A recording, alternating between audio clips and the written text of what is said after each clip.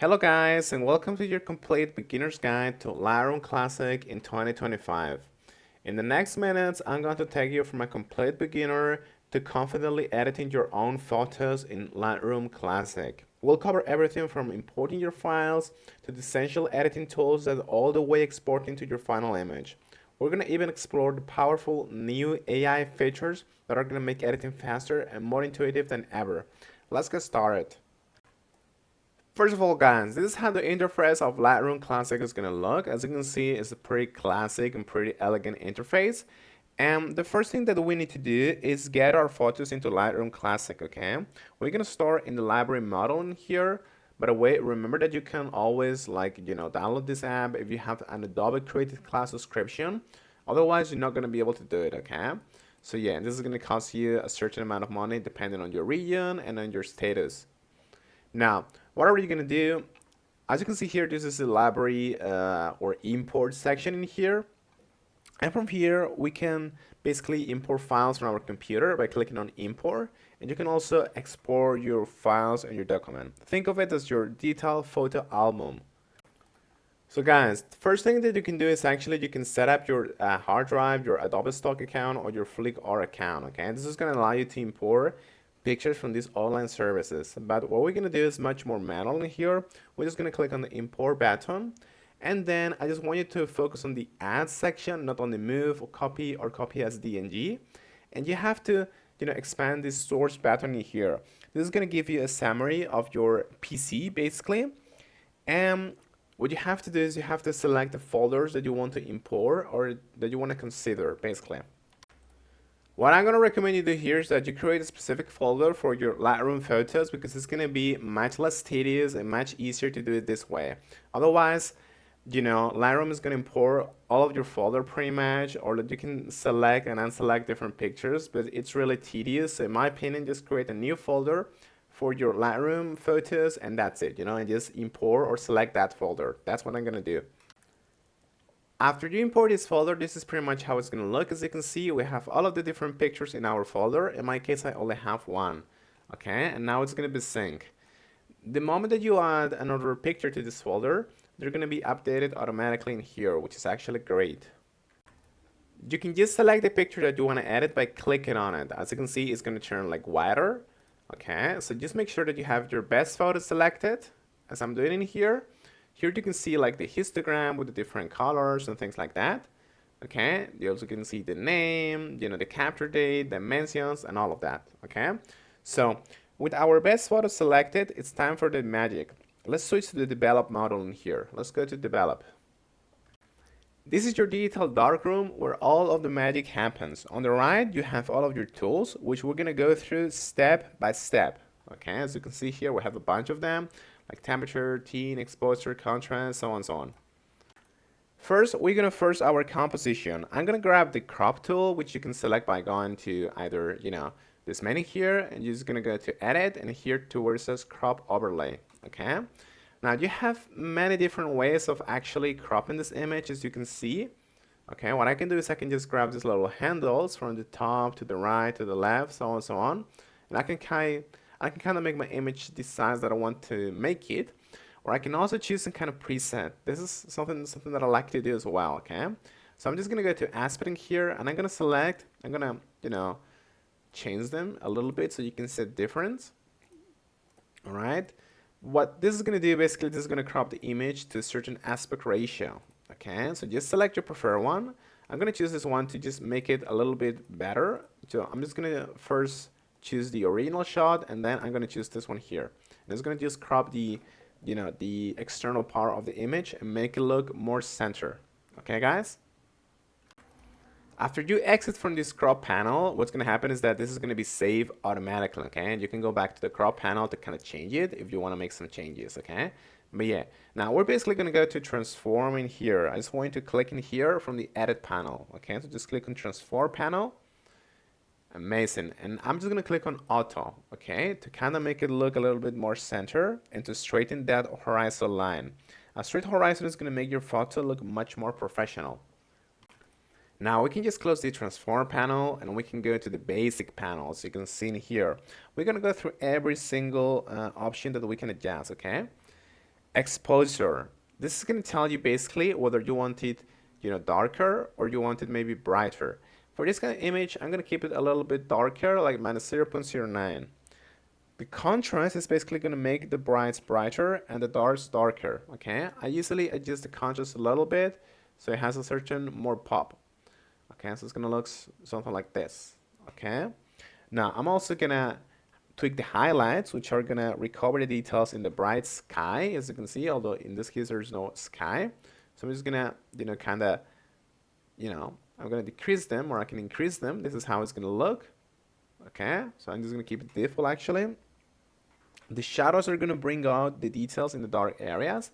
So if I increase them, it's going to look like this. And if I decrease it, it's going to look like this. Okay, I'm going to keep it more to the higher side. The texture and clarity, this is basically going to, add punch and sharpness. Okay, so texture, this is how it looks. It adds like a certain, grain, let's say. And if I scroll it or if I put it to the low, it's gonna like decrease the resolution and make it look more flat, like an illustration, like a painting. So I'm gonna keep it, kind of like that. Okay, just something like this. And the clarity, this is what it does. Okay, it's gonna add like a certain, edginess to it, which I don't like too much. So I'm just gonna keep default again. You can also, in general, adjust the temperature or the tint, okay, to make it look like more, green, violet, things like that, okay? I'm just gonna keep it to 0 because I'm gonna show you a more powerful option to edit color, which is gonna be the tone curve panel, as you can see in here, okay? So let's say that I wanna make my image a little bit more blue. What I can do is I can go to the tone curve section and I can select the blue color, and I can kind of increase the blue color a little bit in here, as you can see. And it's gonna make, the highlights much more blue. And I can also do the same with the shadows, okay? And this is how it's going to do it. And you can kind of adjust this profile, this curve, to match your desired look, okay? With any color, with blue, with green, with red, or with any combination of them, so you have your preferred look. Now, let's talk about masking, guys. This is where Lightroom in 2025 gets amazing. We can use actually the masking panel in here to do masking, meaning we can remove certain objects, okay, that we don't want in our image, or we can tweak them even, okay, if we want to pop something in an image. So we can do it actually, okay. I'm gonna click on the sky masking option. The reason why is because in this image that I have here, there's no subjects and there's no background really, so it doesn't make too much sense because it's not gonna detect anything. I'm gonna click on the sky, and as you can see here, look, it's gonna pop up in red, the sky, okay. For this image, it's not good because it's kind of, hidden between the trees. But yeah, and what you can do is you can show the color, or you can change the color in which it's going to show, as you can see in here.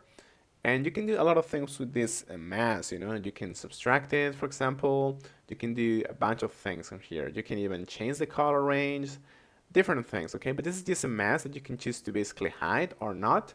And you can do certain things with this mask. For example, what you can do is you can just basically decrease exposure of this sky, okay? So I'm just gonna unselect this for a second to make it look like the original color. And look, I'm just gonna go to the panel here, which is the editing panel, and I'm gonna go and decrease the exposure to the bare minimum. And that's gonna make the sky darker, as you can see, okay? And you can do the same with the temperature, whatever, okay? This is really, really extensive, and you can do so many things with this that is impossible to explain in a single video. Okay, the important part is that masking is going to allow you to remove or to select a specific part of the image, and then you're going to be able to modify that image, that part of the image. And by the way, guys, this is not the only kind of mask that you can add. So you can also add like a landscape, which is going to edit mountains, vegetation, and different landscapes. You can also select different objects. You can use the brush tool, the linear gradient, the subject, all of them pretty much, depending on the kind of image that you have. Some of you, or the most of you, are actually going to choose the subject or the objects, but yeah. Now let's talk about another feature that I really love, which is basically the remove feature, okay? This is going to allow you to clean up any distractions that you have in your image or any object that you don't want, okay? So what am I going to do? I'm just going to go to my, remove panel in here, which you can also activate by pressing Q. And what you can do is you can select the part of the image that you don't want there. For example, these branches in here, they look kind of ugly. maybe. So I'm just gonna paint over them like roughly, okay? It doesn't have to be exact. Okay, look what's gonna happen, okay? What I can do is I can click on remove, and the artificial intelligence is gonna try to, make something up to kind of fill the gaps between this image. I don't expect it to do a perfect job because I didn't do a perfect brushing, but look, it's actually pretty good, okay? It actually removed the branches as you can see in here, which is amazing.